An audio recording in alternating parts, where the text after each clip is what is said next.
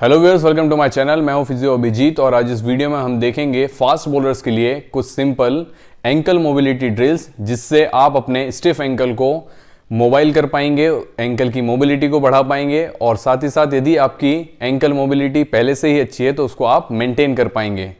So viewers, आज इस video में हम जानेंगे कि एग्जैक्टली एंकल मोबिलिटी क्या होती है और क्यों ये फास्ट बॉलर्स के लिए बहुत इंपॉर्टेंट है, ज़रूरी है। सो व्यूअर, जो जॉइंट मोबिलिटी है उसका सिंपल सा मतलब होता है कि हमारे जॉइंट पर कितनी मूवमेंट हो रही है। तो जो जॉइंट का रेंज ऑफ मोशन है, जो अवेलेबल रेंज ऑफ मूवमेंट है, उसी को हम जॉइंट मोबिलिटी कहते हैं। सो व्यूअर, जब अच्छी जॉइंट मोबिलिटी हमारी होती है तो डेली एक्टिविटीज़ के दौरान या फिर स्पोर्ट्स खेलते टाइम हमारी जो मूवमेंट होती है वो एफिशिएंट होती है, फुल रेंज में होती है और साथ ही साथ जो इंजरी होने के चांसेस होते हैं वो भी अच्छी मोबिलिटी से कम हो जाते हैं। सो व्यूअर्स, जो एंकल जॉइंट है वहां पर दो मूवमेंट होते हैं। पहला होता है एंकल डॉर्सीफ्लेक्शन और दूसरा होता है प्लांटर फ्लेक्शन। सो व्यूअर, जब हमारा एंकल स्टिफ होता है, उसकी मोबिलिटी कम होती है, तो हमारा जो एंकल डॉर्सीफ्लेक्शन मूवमेंट है वो रिस्ट्रिक्ट हो जाता है। सो व्यूअर्स, अब हम जानते हैं कि जो एंकल मोबिलिटी है उसका अच्छा रहना फास्ट बॉलर्स के लिए क्यों जरूरी है, एंकल मोबिलिटी को मेंटेन करना फास्ट बॉलर्स के लिए क्यों जरूरी है। सो व्यूअर, जब एक फास्ट बॉलर बॉलिंग डालता है तो फ्रंट फुट कांटेक्ट के टाइम पर जो उसका बॉडी वेट है उसके करीब 9 गुना फोर्सेस, जो ग्राउंड रिएक्शन फोर्सेस हैं, वो बॉलर के बॉडी पे एक्ट करती हैं।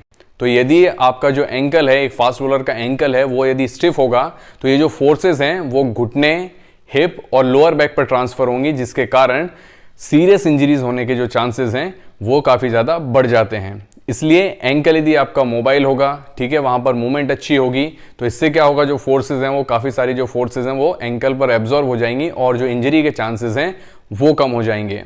सो व्यूअर्स, वीडियो में अब हम आगे बढ़ते हैं और जानते हैं कि किस तरीके से आप अपनी एंकल मोबिलिटी को टेस्ट कर सकते हैं, जिससे आपको पता लगेगा कि आपका एंकल स्टिफ है या उसकी मोबिलिटी अच्छी है। सो व्यूअर्स, अब हम देखेंगे किस तरह से आप अपनी एंकल डॉर्सीफ्लेक्शन की रेंज को चेक कर सकते हैं। तो इसके लिए एक सिंपल टेस्ट होता है जिसे हम नी टू बॉल टेस्ट कहते हैं। एंकल डॉर्सीफ्लेक्शन की जो नॉर्मल रेंज है वो 12.5 सेंटीमीटर होती है, लेकिन जो फास्ट बॉलर्स हैं उनके लिए ये रेंज 14 सेंटीमीटर या उससे ज़्यादा होनी चाहिए। इसके लिए सबसे पहले आपको 1 इंच टेप को फ्लोर पर इस तरह चिपकाना है। अब आप इस तरह स्टार्टिंग पोजीशन में आ जाएं और अपने पैर के अंगूठे को दीवार से 5 इंच यानी 12.5 सेंटीमीटर की दूरी पर रखें। यहाँ से आपको अपने घुटने को दीवार से इस तरह टच करना है, लेकिन ऐसा करते हुए आपकी एड़ी ऊपर नहीं उठनी चाहिए। यदि आप घुटने से दीवार को टच कर लेते हैं बिना एड़ी उठाएं, तो अब आप पंजे और दीवार की दूरी बढ़ाते हुए तब तक टेस्ट करें और मेजरमेंट लें जब तक आपकी एड़ी ना उठे। और यदि आपकी एड़ी 12.5 सेंटीमीटर यानी 5 इंच पर ही उठ जाती है, तब आप पंजे और दीवार की दूरी कम करें और तब तक टेस्ट रिपीट करें जब तक आप बिना एड़ी उठाए घुटने से दीवार को टच कर पाएं। इस तरह आप अपनी एंकल मोबिलिटी का पता लगा सकते हैं। फास्ट बॉलर्स में ये कम से कम 14 सेंटीमीटर्स होनी चाहिए, यानी 14 सेंटीमीटर पर आपको बिना एड़ी उठाए दीवार से घुटने को टच करना होगा। सो व्यूअर्स, एंकल मोबिलिटी को टेस्ट करने के बाद अब हम वीडियो में आगे बढ़ते हैं और देखते हैं कौन से एंकल मोबिलिटी एक्सरसाइज आप कर सकते हैं जिससे आपका जो स्टिफ एंकल है वो मोबाइल होगा और आपकी मोबिलिटी इंप्रूव होगी। लेकिन उससे पहले यदि आपने मेरे चैनल को अभी तक सब्सक्राइब नहीं किया है तो चैनल को सब्सक्राइब कर लें, साथ ही साथ बेल आइकन दबाना ना भूलें ताकि आगे आने वाली वीडियोस की नोटिफिकेशन आपको मिलती रहे। इसके अलावा यदि आपके मन में कोई भी क्वेश्चन है या आप कोई फीडबैक देना चाहते हैं तो कमेंट में मुझे ज़रूर लिखकर बताएं। तो चलिए वीडियो में आगे बढ़ते हैं और देखते हैं कुछ सिंपल सी एंकल मोबिलिटी ड्रिल्स। गैस्ट्रोनीमियस को स्ट्रेच करने के लिए आप एक पैर को आगे रखें और उस पैर के घुटने को हल्का सा मोड़ लें और पीछे वाले पैर के घुटने को सीधा रखते हुए इस पोजीशन में आ जाएं। अब आगे वाले घुटने को मोड़ते हुए बॉडी वेट को आगे की तरफ शिफ्ट करें। ध्यान रखें आपके पिछले पैर का घुटना सीधा रहेगा और एड़ी फ्लोर के कांटेक्ट में इस तरह रहेगी। आपको पिछले पैर में स्ट्रेच महसूस होगा। आप इस स्ट्रेच को 30 सेकंड तक होल्ड करें, फिर 10 सेकंड का रेस्ट लें और 2 से 3 बार इसे दोहराएं।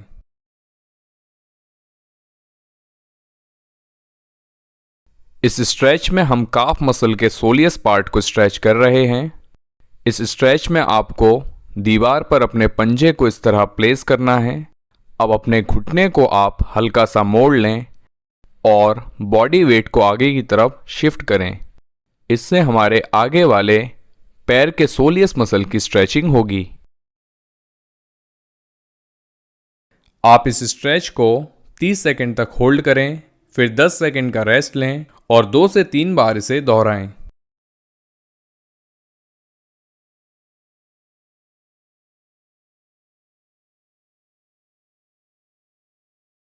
काफ मसल्स की फोम रोलिंग के लिए आप फोम रोलर को काफ मसल्स के नीचे इस तरह प्लेस करें। अपने दोनों हाथों से अपर बॉडी को सपोर्ट करें। अब इस तरह बॉडी की आगे पीछे जेंटल मूवमेंट करते हुए काफ को फोम रोल करें। ध्यान रखें, आपको बहुत तेजी से फोम रोलिंग नहीं करनी है। पहले आप इस तरह पंजे को सीधा रखते हुए रोल करें। इससे सोलियस मसल को हम टारगेट कर पाएंगे। इस तरह आप 30 सेकंड से 1 मिनट तक फोम रोल करें। फिर इसी पोजीशन से आप अपने पैर के पंजे को बाहर की तरफ मोड़ लें और इस तरह फोम रोल करें। इससे लेटरल गैस्ट्रोनीमियस यानी काफ के बाहर वाले हिस्से में जो मसल है वो टारगेट होगी। इसे भी आप करीब 30 सेकंड से 1 मिनट तक रोल करें। अब मीडियल गैस्ट्रोनीमियस को टारगेट करने के लिए आप अपने पंजे को अंदर की तरफ मोड़ें और फोम रोल करें। आप 30 सेकंड से 1 मिनट तक फोम रोलिंग कर सकते हैं। इस तरीके से हम काफ कॉम्प्लेक्स के तीनों मसल्स यानी सोलियस, मीडियल और लेटरल गैस्ट्रोनीमियस को टारगेट कर पाएंगे। रोलिंग के दौरान प्रेशर बढ़ाने के लिए आप अपने दूसरे पैर को नीचे वाले पैर पर इस तरह रखकर रोलिंग के प्रेशर को बढ़ा सकते हैं।